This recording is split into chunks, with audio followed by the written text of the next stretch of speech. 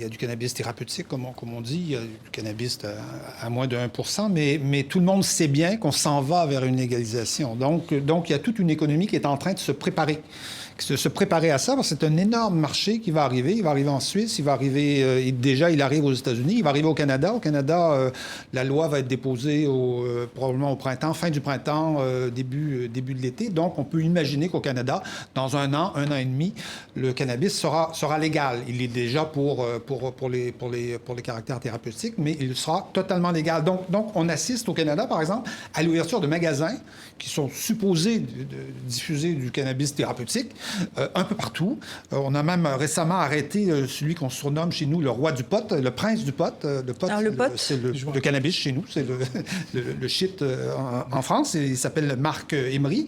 On l'a arrêté récemment parce que dans ces magasins, c'est des chaînes de magasins qui sont en train de s'ouvrir, ils commencent, dans le fond, à préparer la loi avant même qu'elle soit adoptée. Donc, on voit bien un vrai positionnement économique d'un certain nombre de personnes. Chez nous, il y a un rapport qui est sorti tout récemment qui, par contre, met en garde le gouvernement contre les hauts niveaux de taxation qu'on s'apprêtait à appliquer sur le cannabis parce qu'il semblerait que trop haut niveau de taxation pourrait favoriser le cannabis illégal et finalement le marché au noir.